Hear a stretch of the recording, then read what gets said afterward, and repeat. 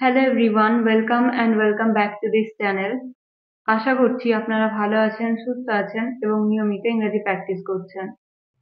তো আজকের এই ভিডিওতে থাকছে আপনাদের জন্য 3 ধরনের অ্যাডভান্স ইংলিশ স্ট্রাকচার।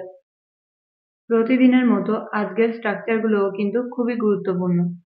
সত্যি বলতে শুধুমাত্র আজকের ভিডিওটা নয়, এই চ্যানেলে যতগুলো অ্যাডভান্স স্ট্রাকচারের উপর ভিডিও আছে প্রতিটা ভিডিওই কিন্তু আমাদের জন্য খুবই ইম্পর্ট্যান্ট এবং প্রতিটা ভিডিও থেকেই কিন্তু আমাদের কিছু না কিছু শেখার আছে। তো আজকের ভিডিওটা আপনারা কমপ্লিট দেখুন। তো নাও লেটস গেট স্টার্টেড। চলো শপিং করা যাক, টাকাটা কোনো ব্যাপার না। আমি তোমাকে সাহায্য করব, টাকাটা কোনো ব্যাপার না। আমাকে একটা সুন্দর ড্রেস দেখাও, টাকাটা কোনো ব্যাপার না। আমি একটা নতুন বাইক কিনতে চাই, টাকাটা কোনো ব্যাপার না। তো ফ্রেন্ডস, আমরা কখনো কখনো এই ধরনের বাক্যগুলো আমাদের ডেইলি লাইফে ব্যবহার করে থাকি। এই টাইপের বাক্যগুলো কিন্তু বাংলাতে আমরা খুব সহজেই বলে দিই। কিন্তু আপনারা কি জানেন যে এই বাক্যগুলো আসলে ইংরেজিতে কিভাবে বলতে হয়? তো এই প্রতিটা বাক্যে আপনারা যে জিনিসটা কমন দেখতে পাচ্ছেন সেটা হলো টাকাটা কোনো ব্যাপার না। টাকাটা কোনো ব্যাপার না।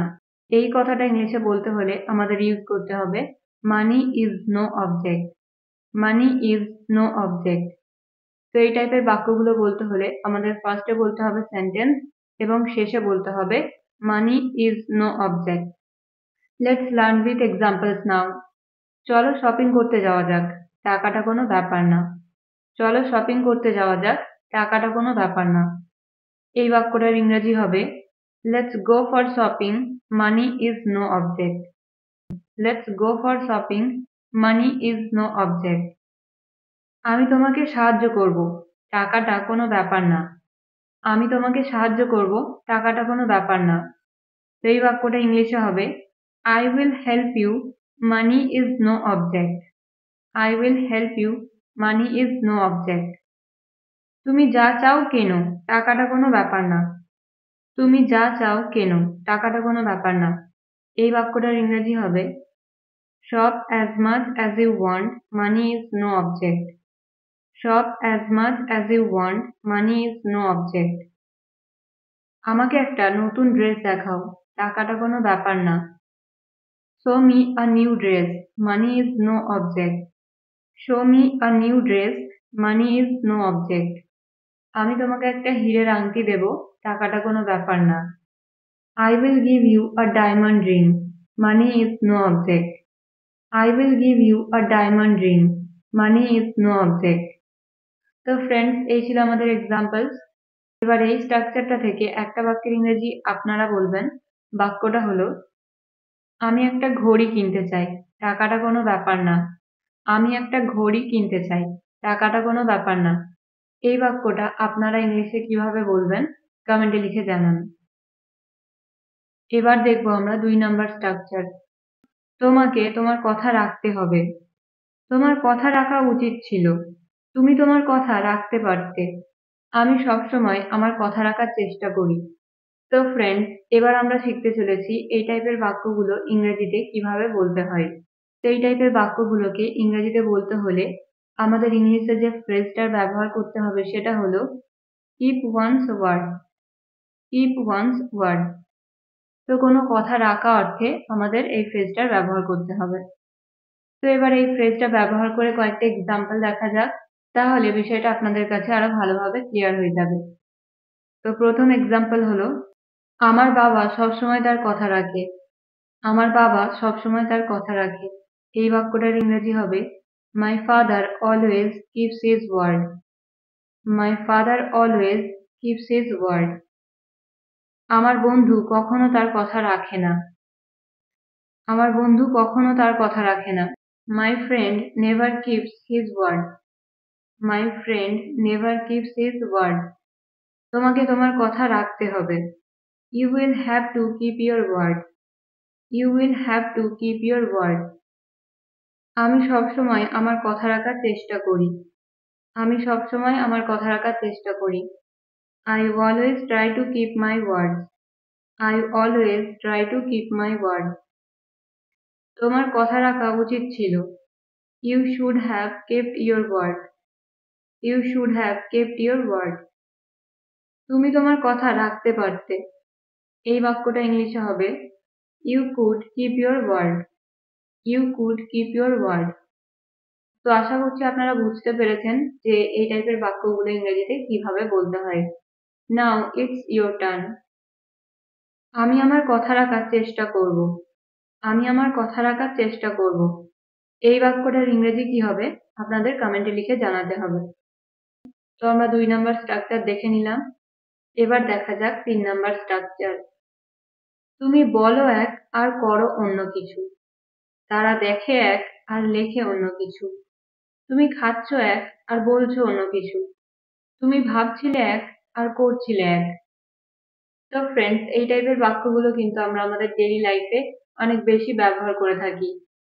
তো এই টাইপের বাক্যগুলো কিন্তু আমরা বাংলাতে খুব সহজেই বলে দিই, কিন্তু আপনারা কি কখনো ভেবে দেখেছেন যে এই টাইপের বাক্যগুলো ইংরেজিতে কিভাবে বলতে হয়? তো এই টাইপের বাক্যগুলো বলার জন্য আমরা প্রথমে দেখব সেন্টেন্স স্ট্রাকচার। সেন্টেন্স স্ট্রাকচার হবে subject plus helping verb plus main verb plus something plus and plus verb plus something else. তো এই স্ট্রাকচারে সেন্টেন্স অনুযায়ী কিন্তু আমরা হেল্পিং ভার্বের ব্যবহার করব। তো এই স্ট্রাকচারটা দেখে হয়তো আপনাদের মনে হচ্ছে যে এই সেন্টেন্সগুলো বলা হয়তো খুব কঠিন হবে, বাট সেরকম কিছু না। স্ট্রাকচারটা বড় হতে পারে কিন্তু সেন্টেন্সগুলো বলা কিন্তু খুবই সহজ। তো চলুন আরো ভালোভাবে বোঝার জন্য এই স্ট্রাকচারটা দিয়ে এক্সাম্পল দেখা যাক। তুমি বলো এক আর করো অন্য কিছু। তুমি বলো এক আর করো অন্য কিছু। এই বাক্যটার ইংরেজি হবে you say something and do something else. You say something and do something else. সে দেখে এক আর বলে অন্য কিছু।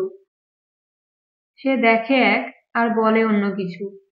He sees something and says something else. He sees something and says something else. মানে সে দেখে এক আর বলে অন্য কিছু। পরের এক্সাম্পল, তুমি খাচ্ছ এক আর বলছো অন্য কিছু।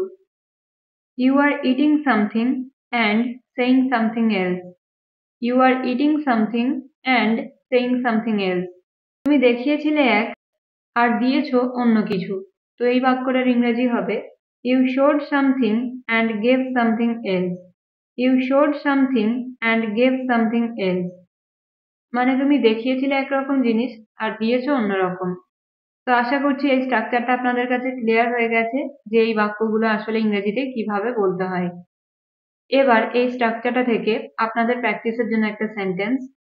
তুমি ভাবছিলে এক আর করছিলে অন্য কিছু। তুমি ভাবছিলে এক আর করছিলে অন্য কিছু। তো এই বাক্যটা যদি আপনারা ইংলিশে বলতে চান তাহলে কিভাবে বলবেন সেটা কমেন্টে লিখে জানান। Now let's see the next structure. যদি তাই হয় তাহলে তুমি কেন আসোনি? যদি তাই হয় আমি নিজে সেখানে যাব। যদি তাই হয় তোমার কিছু বলা উচিত। যদি তাই হয় তুমি আমাকে বলতে পারো। এই ধরনের বাক্যগুলোর ব্যবহারও কিন্তু আমাদের ডেইলি লাইফে অনেক বেশি। তো চলুন তাহলে আর দেরি না করে এবার শেখা যাক এই টাইপের বাক্যগুলো ইংরেজিতে কিভাবে বলতে হয়। তো এই প্রতিটা বাক্যে আমরা যে জিনিসটা কমন দেখতে পাচ্ছি সেটা হলো যদি তাই হয়। যদি তাই হয় এই কথাটা ইংরেজিতে বলার জন্য আমাদের ইউজ করতে হবে ইফ সো। ইফ সো মানে হলো যদি তাই হয়। তো এই টাইপের বাক্যগুলো ইংরেজিতে বলা কিন্তু খুবই সহজ। তো চলুন স্ট্রাকচার দেখা যাক। স্ট্রাকচার হবে প্রথমে আমাদের বলতে হবে ইফ সো এবং তারপরে বলতে হবে সেন্টেন্স।